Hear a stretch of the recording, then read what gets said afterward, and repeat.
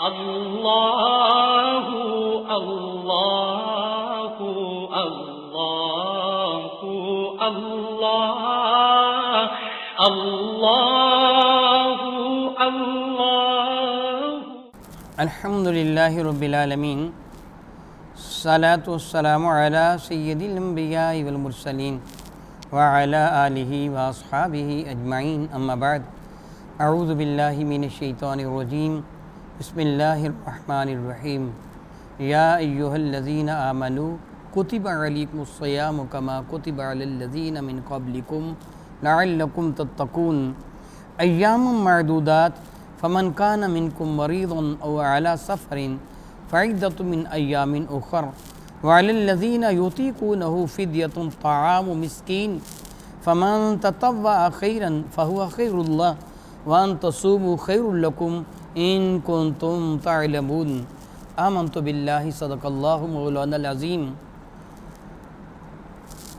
محترم ناظرین کرام، پروردگار عالم جل مجد کریم قرآن مجید فرقان میں ارشاد گرامی قدر فرماتے ہیں، یا ایہا الذین آمنو، اے ایمان والو، یعنی اے وہ لوگو جو شرف ایمان سے مشرف ہو چکے ہو، کتب علیکم الصیام، تم پر روزے فرض کیے گئے ہیں، اے ایمان والو تم پر روزے فرض کیے گئے ہیں، کما کتب علی الذین من قبلکم، جس طرح کے فرض کیے گئے تھے روزے ان لوگوں پر جو تم سے پہلے تھے، لعلکم، یہ اس لیے فرض کیے گئے ہیں، سبب فرضیہ یہ ہے، اس کی علت یہ ہے، سبب یہ ہے، تتقون، تاکہ تم کو تقوی میسر آ جائے۔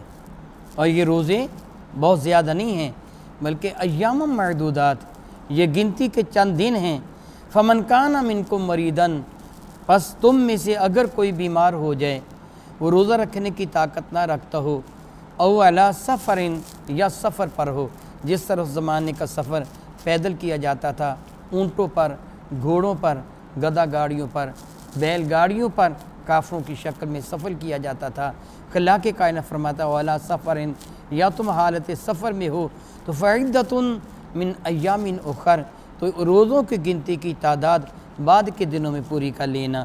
وَعَلَى الَّذِينَ يُطِيقُونَهُ، وہ صاحب استطاعت جو بیمار ہو جائیں، بوڑھے فرتوت کہ جن میں روزہ رکھنے کی طاقت باقی نہ رہے، ایسے بیمار جو بیماری کی اس حالت کو پہنچ جائیں کہ دوبارہ ان کو پوری طرح صحت یاب ہونے کو امید نہ رہے، فدیۃ طعام مسکین، وہ کسی مسکین کو ہر روزے کے بدلہ میں فدیہ پیش کر دیں۔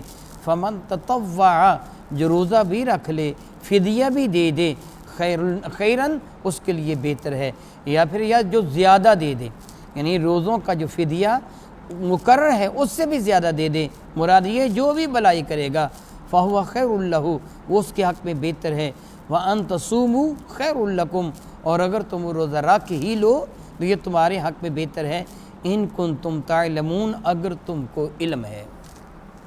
روزوں کی فرضیت سے پہلے چونکہ روزہ ایک مشکل کام تھا، صبح سے لے کے شام تک بھوکا اور پیاسا رہنا تھا، خواہشات نفسانیہ کو قربان کرنا تھا، اپنے اوپر پابندیاں لگانا تھیں، بظاہر تکلیف دہ شے تھی، اس لیے رب کریم نے روزے کی فرضیت سے قبل اللہ تعالیٰ نے ایمان والوں کو پیاری صفت ایمان سے مخاطب کیا کہ تم ہو ایمان والے، اگر تم ایمان والے نہ ہوتے تو تمہیں روزوں کی فرضیت کی تکلیف نہ دی جاتی، تم ہو ایمان والے اس لیے تم پر روزے فرض کیے گئے ہیں۔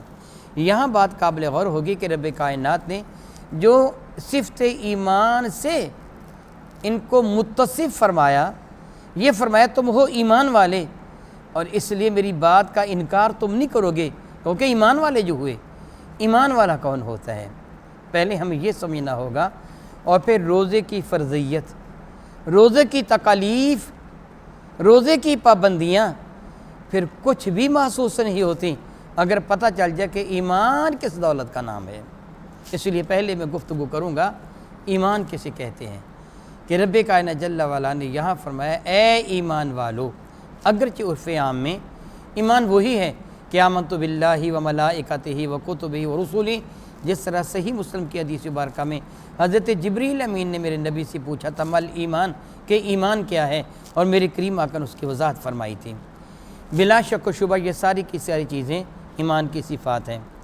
ایمان کے ارکان کہ بنی الاسلام علی خمس شہادت ان اللہ الہ، اس اعتبار سے یہ ایمان کے ارکان ہے کہ کلمہ طیبہ، نماز، روزہ، زکوٰۃ اور حج بیت اللہ، یہ ارکان ہیں۔ لیکن محض اور محض ان کو زبانی یاد کر لینا، ان کا رٹا لگا لینا، یہ کہہ دینا کہ میں اللہ کو مانتا ہوں، میں کتابوں کو مانتا ہوں، میں فرشتوں کو مانتا ہوں، میں قیامت کو مانتا ہوں، میں تقدیر کے خیر و شر کو مانتا ہوں، میں رسولوں کو مانتا ہوں، محض زبان سے اقرار کر لینا فی الحقیقت ایمان نہیں ہے۔ ہو سکتا ہے کہ آپ کو میری اس بات سے اختلاف ہو کہ ہم تو یہی کہتے ہیں جو یہ اقرار کر لیں اس کو ایمان والا مان لیا جائے۔ ہاں، بظاہر وہ ایمان والا کہلوائے گا، مسلمان کہلوائے گا، لیکن حقیقت میں وہ ایمان والا ہے نہیں ہے، اس کو مخلص ایمان والا نہیں کہا جائے گا۔ اس کی دلیل کیا ہے؟ سنیے، پروردگار عالم جل وعلا قرآن مجید فرقان حمید سورہ بقرہ کی 8 نمبر آیت بارکہ میں ارشاد گرامی قدر فرماتے ہیں وَمِنَ النَّاسِ مَن يَقُولُ آمَنَّا بِاللَّهِ وَبِالْيَوْمِ الْآخِرِ وَمَا هُمْ بِمُؤْمِنِينَ۔ وَمِنَ النَّاسِ، انسانوں میں کچھ وہ لوگ ہیں کہ جن کا یہ دعویٰ ہے، من یقول، جو یہ کہتے ہیں آمنا باللہ، ہم اللہ پر ایمان لے کے آئے ہیں، وبالیوم الآخر، اور قیامت کے دن پر ایمان لے کے آئے ہیں، وما ہم بمؤمنین، اللہ فرماتا مگر وہ ایمان والے ہیں نہیں۔ بظاہر وہ یہ کہتے ہیں اللہ پر ایمان لائے ہیں، قیامت پر بھی ایمان لائے ہیں، ایمان والے نہیں ہیں۔ ان کا یہ جملہ ہم اللہ پر ایمان لائے ہیں، قیامت پر ایمان لائے ہیں، حقیقت میں کیا ہے؟ اللہ فرماتا یخادعون اللہ والذین آمنوا، وہ اپنے تئیں اللہ کو دھوکہ دینا چاہتے ہیں اور ایمان والوں کو دھوکہ دینا چاہتے ہیں۔ وما یخدعون الا انفسہم، مگر وہ بے وقوف اپنے آپ کو دھوکہ دے رہے ہیں۔ اللہ کو کون دھوکہ دے سکتا ہے؟ جو یہ سمجھتا ہے میں نے اللہ کو دھوکہ دے دیا، وہ بے وقوف اپنے آپ کو دھوکہ دیتا ہے۔ وما یشعرون، ان کو شعور ہی نہیں ہے کہ ایمان کس چیز کا نام ہے۔ پروردگار عالم ایسے لوگوں کو ارشاد فرماتے ہیں کہ وَإِذَا قِيلَ لَهُمْ، ایسے لوگوں کے لیے ارشاد فرماتے ہیں وَإِذَا قِيلَ لَهُمْ، جب ان سے یہ کہا گیا کہ آمنو، ایمان لانا ہے تو یوں ایمان لاؤ، کما آمن الناس، جس طرح یہ لوگ ایمان لے کے آئے ہیں۔ یہ سورہ بقرہ کی 13 نمبر آیت بارکہ ہے۔ ان کو کہا گیا کہ ایمان اس طرح لے کے آؤ جس طرح یہ لوگ ایمان لے کے آئے ہیں، تو قالو، جواب انہوں نے کیا کہا؟ انؤمنو، کیا ہم ایمان اس طرح لے کے آئیں کما آمن السفہاء، جس طرح یہ بے وقوف ایمان لے کے آئے ہیں۔ الا انہم ہم السفہاء، رب کریم فرماتا ہے کہ سن لو، خبردار، بے وقوف یہی لوگ ہیں جو صحابہ کو بے وقوف کہہ رہے ہیں۔ ولکن لا یعلمون، مگر ان کو اس حقیقت کا علم نہیں ہے کہ بے وقوف کون ہے۔ رب کائنات جل وعلا نے یہاں جن لوگوں کا ذکر فرمایا ہے کہ وہ یہ کہتے ہیں ہم ایمان والے ہیں، اللہ پر ایمان لاتے ہیں، قیامت پر ایمان لاتے ہیں، اور وہ ایمان والے نہیں ہیں، یہاں سے کون لوگ مراد ہیں؟ خیر ہے یہاں سے منافقین مراد ہیں، اور جن لوگوں کے ایمان کو اللہ رب العزت جل وعلا نے ایمان کی کسوٹی قرار دیا ہے، معیار ایمان قرار دیا ہے، اور یہ فرمایا کہ وَإِذَا قِيلَ لَهُمْ آمِنُوا كَمَا آمَنَ النَّاسُ، ان کو کہا جاتا ہے کہ ایمان اس طرح لے کے آؤ جس طرح یہ لوگ ایمان لے کے ہیں۔ ان لوگوں سے مراد میرے کریم آقا کے اہل بیت ہے اور میرے کریم آقا کے صحابہ کرام ہیں۔ منافقین کو کہا جا رہا ہے کہ صحابہ کرام کی طرح، اہل بیت مصطفیٰ کی طرح ایمان لے کے آؤ، یہ ایمان ہے۔ تو جواباً وہ منافقین کیا کہتے ہیں کہ کیا ہم ان لوگوں کی طرح ایمان لے کے آئیں جو یہ بے وقوف ہیں، ان کے اعمال بے وقوفوں جیسے ہیں، ان بے وقوفوں کی طرح ہم ایمان لے کے آئیں؟ یہاں بات قابل غور ہے کہ صحابہ کے کس عمل کو معاذ اللہ وہ بے وقوفی سے تعبیر کرتے تھے؟ کیا نمازیں پڑھنے کو بے وقوفی کہتے تھے؟ نمازیں تو وہ خود بھی پڑھتے تھے، روزے بھی رکھتے تھے، زکوٰۃ بھی دیتے تھے، حج اس وقت تک فرض ہی نہیں ہوا تھا۔ میرے کریم آقا کی زیر قیادت وہ کافروں سے جنگوں کے لیے بھی جایا کرتے تھے، حضور کے جھنڈے کے نیچے عبداللہ بن ابی اور اس کے ساتھی منافقین کئی غزوات میں میرے کریم آقا رسول عربی کے ہمراہ تھے۔ مسجد نبوی شریفہ میں کھڑے ہو کر نماز پڑھا کرتے تھے، میرے نبی کی اقتداء میں نمازیں پڑھتے تھے، بظاہر کلمہ طیبہ بھی پڑھتے تھے، اور انہوں نے مسجد بھی بنائی تھی جس کا نام مسجد ضرار ہے، سورۃ توبہ میں جس کا تذکرہ ہے۔ گویا مسجدیں بھی بناتے تھے، نمازیں بھی پڑھتے تھے، جہاد بھی کرتے تھے، زکوٰۃ بھی دیتے تھے، روزے بھی رکھتے تھے، اور قرآن بھی یاد کرتے تھے، مدینہ طیبہ میں رہتے تھے، لا الہ الا اللہ محمد رسول اللہ بھی پڑھتے تھے۔ میرا اللہ فرماتا ہے پھر بھی میں ان کو ایمان والے نہیں مانتا۔ صحابہ کرام اور منافقین میں فرق کیا تھا؟ یاد رکھیں، فرق یہ تھا منافقین کے دلوں میں میرے نبی کی محبت تھی نہیں، صحابہ کے دلوں میں میرے نبی کی محبت تھی۔ گویا میرے نبی کی محبت کا نام رب نے ایمان قرار دیا ہے۔ اور وہ کیا شے تھی کہ جس کو منافقین بے وقوفی سے تعبیر کرتے تھے کہ یہ عمل بے وقوف والا ہے؟ میں اس میں سے ایک مسئلہ عرض کروں گا، طویل قصہ ہے مگر میں اختصار سے صرف متعلقہ حصہ ہی عرض کروں گا کہ مقام حدیبیہ میں جب میرے نبی تشریف فرما تھے اور کفار مکہ کے نمائندے سہیل بن عامر اور عروہ بن مسعود ثقفی رسول مرشد رحمت اللہ کی خدمت فیض درجت میں کفار مکہ کے سفیر بن کے آئے تھے، میرے اور آپ کے کریم آقا تاجدار البجم شفیع معظم رحمت عالم کے سفیر سیدنا عثمان غنی مکہ مکرمہ تشریف لے گئے تھے۔ جب صلح حدیبیہ مرتب ہو گیا، وہ عہد نامہ ترتیب دے دیا گیا، دونوں جانب سے اس پر دستخط کر دیے گئے، مہریں لگا دی گئیں۔ سہیل بن عامر اور عروہ بن مسعود ثقفی یہ دونوں وہ عہد نامہ لے کر شہر مکہ کی جانب روانہ ہو گئے۔ یہ عہد نامہ جس میں کئی شقیں تھیں، دو اہم ترین شقیں ایسی تھیں جو مسلمانوں پر بہت ہی شاق تھیں، اور ایمان والے شاید کبھی بھی ان کو قبول نہ کرتے اگر میرے نبی قبول نہ فرماتے، کیونکہ میرے کریم آقا نے قبول فرما لیا تھا، اور صحابہ تو میرے کریم آقا کے ہر حکم کے سامنے سر تسلیم خم کر دینے والے تھے۔ صحابہ نے بھی اس کو منون قبول کر لیا تھا۔ وہ دو شقیں یہ تھیں کہ سہیل بن عامر اور عروہ بن مسعود ثقفی نے یہ منوایا تھا کہ آپ یہ مان لیں، یہ تحریر کر لیا جائے کہ اگر کوئی مکہ مکرمہ کا مشرک مسلمان ہو کر مدینہ طیبہ چلا گیا تو اسے مکہ واپس بھیجا جائے گا، اسے ہمارے قبضے میں دے دیا جائے گا، اور اگر کوئی مسلمان معاذ اللہ مرتد ہو کے مدینہ سے بھاگ کر مکہ میں آ گیا، ہم اہل مکہ سے واپس نہیں کریں گے۔ یہ شک بہت سخت شک تھی مسلمانوں کے لیے۔ اور دوسری شک، اس سال مسلمان بغیر حرم کعبہ کی زیارت کیے واپس چلے جائیں گے، اور آئندہ سال آئیں گے لیکن اپنے پاس سوائے تلوار کے کوئی ہتھیار لے کے نہیں آئیں گے، تلوار بھی میان سے باہر نہیں نکال سکیں گے بلکہ میان کے اندر ہوگی، صرف 3 دن کے لیے ان کو مکہ میں ٹھہرنے کی اجازت ہوگی، 3 دن کے بعد مکہ کو وہ خالی کر دیں گے۔ یہ دو شقیں ایسی تھیں جو ایمان والوں پر بہت شاہ گزری تھیں۔ کیونکہ میرے کریم آقا نے ان کو قبول فرما لیا تھا، اس لیے ایمان والوں نے قبول فرما لیا۔ سہیل بن عامر اور عروہ بن مسعود ثقفی یہ کامیاب ترین اپنے انداز میں عہد نامہ لے کر، یہ معاہدہ لے کر مکہ مکرمہ کی جانب روانہ ہوئے، مگر حالت ان کی غیر تھی۔ اور ادھر صنادید مکہ مکرمہ کے بڑے بڑے لیڈر سینے حرم میں بیٹھے ان کے منتظر تھے کہ کب وہ آئیں اور ہمیں کوئی خبر دیں کہ مسلمان مانے ہیں کہ نہیں مانے۔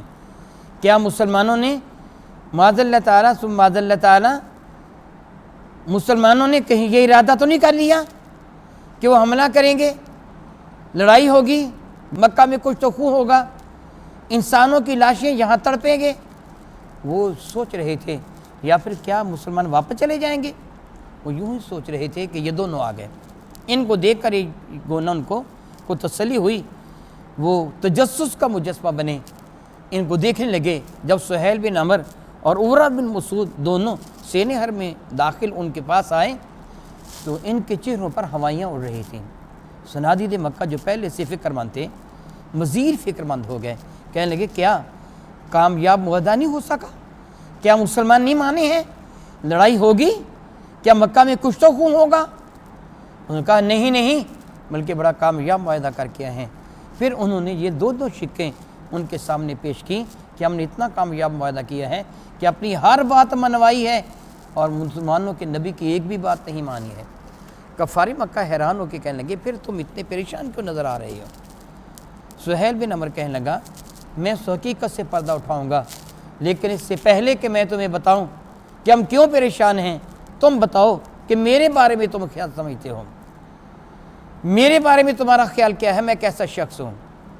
تو کفار مکہ جو بڑے بڑے چودھری تھے انہوں نے بالاتفاق کہا بڑا کلمند، بڑا دانا، شعلہ نوا خطیب، کامیاب ترین سفیر، تو جب گفتگو کرتا ہے تو مد مقابل پہ چھا جاتا ہے۔ ہم یہ کہنے میں حق بجانب ہے تیرے جیسا کسی ماں نے جنم دیا ہی نہیں ہے۔ جب وہ اپنے اس لیڈر کی تعریف میں زمین و آسمان کے کلابے ملا چکے اور وہ خاموشی کے ساتھ کھڑا سنتا رہا، جب یہ چپ ہوئے تو پھر وہ گویا ہوا، کہنے لگا جو تم نے کہا سچ کہا۔ یاد رکھو اے مکہ کے چودھریوں، میں بڑے بڑے بادشاہوں کے ہاں گیا ہوں، میں کیسر و کسرا کے ہاں گیا ہوں، میں یعنی روم اور فارس کے بادشاہوں کے ہاں گیا ہوں، جب ان کی بادشاہت کا سورج نصف النہار پر تھا، زمانے میں ان کا طوطی بولتا تھا، لوگ ان کو رب سمجھ کر سجدہ کرتے تھے، میں نے زمین کا چپا چپا چھان مارا، بڑے بڑے عاشقوں کو دیکھا، معشوقوں کو دیکھا، محبوں کو دیکھا، محبوبوں کو دیکھا، مگر کعبہ کے رب کی قسم میں نے وہ تعظیم کبھی بھی کہاں نہیں دیکھی جو تعظیم محمد عربی کے غلام اس کی کرتے ہیں۔ پھر وہ نقشہ کشی کرنے لگا، بتانے لگا کہ منظر کیا تھا، منظر کشی کرتا کہنے لگا ایک دن کا ذکر ہے، سورج ڈھلا، مسلمانوں کی صلاۃ الظہر کا وقت ہوا، ان کا نبی اٹھا، وہ وضو کرنا چاہتا تھا، ان کا ایک صحابی یعنی ان کے نبی کا صحابی اپنے ہاتھ میں ایک چھاگل نما برتن یا لوٹا وہ لے کے اٹھا، اس کو وضو کروانا چاہتا تھا۔ ایک عام سی بات تھی، کوئی بندہ اپنے ہاتھ دھونا چاہے ایک آدمی پانی کا برتن لے آئے تاکہ ہاتھ دھونے میں آسانی ہو، کوئی تعجب کی بات نہیں تھی، مگر جو ہی ان کا نبی ایک ٹیلے پہ ہاتھ دھونے کے لیے بیٹھا، اس کے 1500 صحابہ میں ہلچل مچ گئی، سارے اٹھ کے دوڑ پڑے، میں اور عروہ یہ دونوں حیران ہو گئے، ارے یہ کیا ہوا؟ ہم دونوں ہی دوڑ پڑے۔ وہاں جا کر جو منظر میں نے دیکھا، مجھ کو کعبہ کے رب کی قسم چشم فلک نے آج تک ایسا منظر نہیں دیکھا ہوگا۔ منظر کیا تھے؟ کیا وہ سارے کے سارے سراپا گوش بنے حیرت کے ساتھ اسے دیکھ رہے تھے اور وہ جاننے کے لیے وہ بے چین تھے وہ منظر کیا ہوگا۔ سہیل بن عمر کہہ رہا تھا میں نے دیکھا کہ اس کے اس غلام نے صحابی نے آگے بڑھ کر پانی اس کے ہاتھوں پہ ڈالا تو اس کے بقیہ صحابہ نے اپنے ہاتھ اس کے ہاتھوں کے نیچے کر دیے۔ وہ کافر کہہ رہا تھا اس کے ہاتھوں کا دھون، کافر تو میلا کو چیلا کہہ دے گا مگر میں تو اپنے نبی کے ہاتھوں کو میلا نہیں کہہ سکتا، مجھ کو میرے اللہ کی عزت کی قسم ان سے زیادہ پاکیزہ تو رب کائنات نے پیدا ہی نہیں کیا۔ وہ کافر کہہ رہا تھا ان کے ہاتھوں کا دھون میل کچین جب زمین کی جانب بڑھا تو اس کے صحابہ نے ہاتھ اپنے آگے پھیلا دیے اور پانی کو سارے کے سارے قطرات جو اس کے ہاتھوں کو مس ہو کر زمین کا سفر طے کر رہے تھے انہوں نے اپنے ہاتھوں پر اٹھا لیے، ایک قطرہ بھی پانی پہ زمین پہ نہیں گرنے دیا۔ پھر وہ اپنے ہاتھوں پہ لے کے کیا کرتے تھے، وہ جلدی جلدی اس کو مل کر اپنے چہرے پہ سجا لیتے تھے، اپنے بدن پہ مل لیتے تھے۔ ان کا یہ یقین تھا جہاں جہاں یہ پانی لگ جائے گا وہاں وہاں جہنم کی آگ حرام ہو جائے گی۔ پھر ان کے نبی نے اپنے دائیں ہاتھ سے پانی اپنی ناک میں ڈالا، وہ ناک صاف کرنے لگا۔ یہاں میں اتنی سی بات بتا دوں، نزلہ زکام مجھے ہو جاتا ہے، آپ کو ہو جاتا ہے، کسی اور کو ہو جائے گا، میرے نبی کو نزلہ زکام نہیں ہوتا تھا۔ اللہ تعالیٰ نے میرے نبی کو ہر ایسے مرض سے محفوظ فرمایا تھا جو قابل نفرت ہوتا ہے۔ نزلہ زکام قابل نفرت ہے کہ ریٹھ بہہ رہی ہوتی ہے، بندہ اس کو صاف کرتا ہے، دیکھنے والے کو گن آتی ہے۔ اللہ تعالیٰ نے ہر ایسے مرض سے سارے انبیاء کو محفوظ فرمایا تھا کہ جس سے گن آتی ہے، مگر میرے کریم نے تعلیم امت کی خاطر اپنی ناک پہ انگلی ڈال کر صاف فرمایا تھا۔ ناک کو جس طرح صاف کیا جاتا ہے، وہ کہہ رہا تھا کہ اس کی ناک سے اڑنے والے پانی کے چھینٹے بھی صحابہ نے اپنے ہاتھوں پہ لے لیے۔ وہ کہہ رہا تھا پھر جب انہوں نے کلی کی، لعاب دہن ملا پانی پھینکا، تھوک ملا پانی پھینکا، تو صحابہ یوں بڑھ کر آگے بڑھ کر اس کو لے رہے تھے، وہ اتنی بڑی نعمت ہے کہ کائنات کی کوئی بھی نعمت اس کا مقابلہ نہیں کر پاتی۔ میں نے تو یقین کر لیا تھا شاید اس بھگدڑ میں کئی ایک زخمی ہو جائیں گے یا کچلے جائیں گے، ہر کوئی اپنا ہاتھ آگے بڑھا کر اس کے تھوک کو، لعاب دہن کو حاصل کرنا چاہتا تھا۔ جس کے ہاتھ پر اس کا لعاب دہن گر گیا، اس سے جلدی جلدی اس کو مل کر اپنے چہرے کا غازہ بنا لیا۔ ارے جس کو نہیں ملا اس نے اس کے گیلے ہاتھوں سے ہاتھ مل کر ہی چہرے کو سجا لیا۔ کعبہ کے رب کی قسم بڑا ہی حیرت انگیز منظر تھا۔ میں نے آج تک نہیں دیکھا کہ کوئی بھی عاشق اپنے معشوق کا تھوک اپنے چہرے پہ ملتا ہو۔ میں نے نہیں دیکھا کہ کوئی محب اپنے محبوب کے ناک کی رینٹھ اپنے چہرے پہ ملتا ہو۔ میں نے وہ منظر دیکھا جو تم تصور بھی نہیں کر سکتے ہو۔ یہی وہ عمل تھا جس کو منافقین معاذ اللہ تعالیٰ کہتے تھے انؤمنو کما آمن السفہاء، ہم نبی کا کہنا مان لیں گے، نماز پڑھ لیں گے، روزہ رکھ لیں گے، مگر نبی کا تھوک تو چہرے پر نہیں ملیں گے۔ یہ تو بے وقوفی ہے۔ رب کریم فرماتا عقل کے اندو یہی محبت و ایمان ہے۔ الا انہم ہم السفہاء، سن لو جو صحابہ کو بے وقوف کہتے ہیں، جاہل وہ لوگ ہیں، ولکن لا یعلمون، مگر اس چیز کا علم نہیں رکھتے۔ اس بات کی تائید جو میں دعویٰ کر رہا ہوں، صحیح بخاری کتاب الایمان، دو حدیثیں ہیں، ایک کے راوی حضرت سیدنا انس بن مالک ہیں اور ایک کے راوی حضرت سیدنا ابی ہریرہ۔ میرے کریم آقا رسول عربی شفیع معظم رحمۃ اللہ کے ارشاد گرامی قدر ہے، والذی نفسی بیدہ لا یؤمن احدکم حتی اکون احب الیہ من والدہ وولدہ۔ یاد رکھیے اس وقت میری نبی جن سے خطاب فرما رہے تھے وہ کو 14ویں صدی کے ہم جیسے گناہ گار بندے نہیں تھے، بلکہ وہ کون تھے؟ آسمان رشد و ہدایت کے درخشندہ ستارے، صدیق و فاروق، عثمان و علی، سعد و مقداد، سلمان فارسی، بلال حبشی، حضرت صہیب رومی، حضرت عمار بن یاسر، ایسے لوگ تھے جن سے میرے نبی خطاب فرماتے ہوئے ارشاد فرما رہے تھے، سن لو والذی نفسی بیدہ، مجھے قسم اس رب کائنات کی جس کے دست قدرت میں مجھ محمد کی جان ہے، لا یؤمن احدکم، تم میں ایک شخص بھی ایمان والا نہیں ہو سکتا۔ کب تک؟ جب تک روزے نہ رکھے گا، نمازیں نہ پڑھے گا، حج نہ کرے گا، زکوٰۃ نہ دے گا، نہیں بلکہ کیا فرمایا؟ لا یؤمن احدکم حتی اکون احب الیہ من والدہ وولدہ، جب تک وہ اپنی ماں، اپنے باپ، اپنی اولاد سب سے بڑھ کر مجھ مصطفیٰ سے پیار نہیں کرے گا، ایمان والا نہیں ہو سکتا۔ جبکہ دوسری حدیث مبارکہ میں ہے، لا یؤمن احدکم، تم میں کوئی ایک بھی ایمان والا نہیں ہو سکتا، حتی اکون احب الیہ من والدہ وولدہ والناس اجمعین، جب تک وہ اپنے آپ سے، اپنے ماں باپ سے، اپنی اولاد سے، یعنی والناس اجمعین، جس پر بھی جن سے انسان صادق آتی ہے، خود اس کے اپنی جان بھی، یہ سارے کے سارے انسان ہیں۔ میرے نبی فرماتے جب تک سب سے بڑھ کر مجھ مصطفیٰ سے پیار نہیں کرے گا وہ ایمان والا ہے ہی نہیں ہے۔ ذرا غور کیجئے، میرے کریم آقا بغیر قسم کے کسی چیز کا تذکرہ فرما دے۔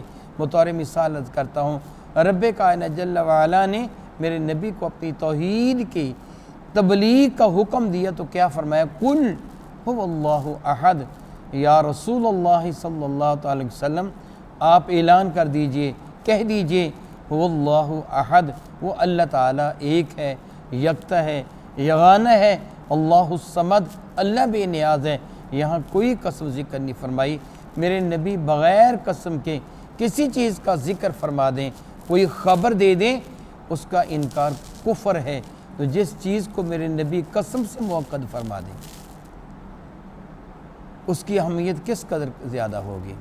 پھر محض یہ نہیں کہ میرے کریم آقا رسول مرشد رحمت عالم صلی اللہ علیہ وآلہ وسلم نے محض یہ قسم اٹھائی ہو، بلکہ خلاق کائنات بھی قرآن مجید فرقان حمید سورۃ النساء کی 65 نمبر شریفہ میں ارشاد فرماتا ہے، اے محبوب مکرم علیہ السلام، فلا وربک لا یؤمنون حتی یحکموک فیما شجر بینہم، فلا وربک، سوائے اس کے نہیں، اے محبوب مجھ کو تیرے رب کی قسم، لا یؤمنون، ان میں کوئی بھی ایمان والا نہیں ہو سکتا، حتی یحکموک، جب تک یہ آپ کو اپنا آقا تسلیم نہ کریں، آپ کو اپنا حکم نہ مانیں۔ کن معاملات میں؟ فیما شجرہ بینہم، زندگی کا ہر وہ معاملہ جو بھی ان کے درمیان پیش آ جائے، ہر معاملہ میں تجھے اپنا آقا مانے، تجھے اپنا حکم مانے، پھر محض مانے نہیں بلکہ ارشاد گرامی قدر فرمایا حتیٰ یحکموک فیما شجرہ بینہم، وہ ہر معاملہ جن کے درمیان پیدا ہو جائے اس میں آپ کو اپنا حکم مانے، ثم لا یجدوا فی انفسہم حرج، محض مانے نہیں بلکہ اپنے دل میں معمولی سی تنگی بھی محسوس نہ کریں، مما قضیتا، محبوب جو تو چاہے فیصلہ کر دے، تیرے فیصلے کے بارے میں ان کے دل کے اندر معمولی سا حرج بھی پیدا نہ ہو، معمولی سی تنگی بھی پیدا نہ ہو، وہ یسلم تسلیما، دل کی گہرائی سے اس بات کو مان لیں، تو پھر یہ ایمان والے ہیں۔ یعنی یہ کب ایسے ممکن ہے؟ بطور مثال سمجھیے، دو شخص ہیں، دونوں ایک مقدمہ لے کے آئے ہیں، ایک مدعی ہے ایک مدعا علیہ ہے، دونوں کا مقدمہ عدالت میں پیش ہے، قاضی دونوں میں سے ایک کو ڈگری دے گا، دونوں کو سچے قرار نہیں دے گا، ایک سچا ہوگا ایک جھوٹا ہوگا، جو سچا ہوگا جس کے حق میں ڈگری ہو گئی وہ تو خوشی سے پھولا نہ سمائے گا، لیکن جس کے خلاف فیصلہ ہوا اس کے دل میں تردد تو پیدا ہوتا ہے نا، یہی حرج ہے۔ رب کائنات فرماتا ہے سن لو، جس کے دل میں میرے نبی کے فیصلے کے بارے میں تردد پیدا ہوا، مجھ کو قسم ہے اس اللہ کے کائنات کی جو نبی کا رب ہے، فلا وربک لا یؤمنون، مجھ کو قسم ہے اے محبوب تیرے رب کی، وہ ایمان والا نہیں ہو سکتا کہ جس کے دل میں تیرے فیصلے کے بارے میں تردد پیدا ہو جائے۔ اور یہ کب ہوگا تردد کا پیدا نہ ہونا؟ جب محبت اپنے معراج کو پہنچ جائے گی کہ میں ہر فیصلے کے سامنے سر تسلیم خم کرتا ہوں۔ بہت خوب کسی نے کہا، مصور دیکھنا تصویر میری یوں بنائی ہو، ادھر حکم نبوت ہو ادھر گردن جھکائی ہو، یہی ایمان ہے۔ جب تک ایمان اپنی صحت کاملہ تک نہیں پہنچتا، محبت اپنے معراج کو نہیں پہنچتے، ایمان مکمل نہیں ہوتا۔ تو یہاں رب کائنات نے خطاب ان سے فرمایا ہے جو ایمان والے ہیں۔ الحمدللہ تعالیٰ ثم الحمدللہ تعالیٰ، آپ کو یقیناً علم ہو گیا ہوگا کہ فی الحقیقت ایمان کس نعمت عظمیٰ کا نام ہے۔ دعا کرتا ہوں رب کائنات اپنے محبوب مکرم شفیع معظم رحمت کے صدقہ سے یہ نعمت عظمیٰ ہمارے لیے ارزانی فرمائے، آمین ثم آمین، وآخر دعوانا ان الحمدللہ رب العالمین۔ اللہ اللہ اللہ اللہ اللہ اللہ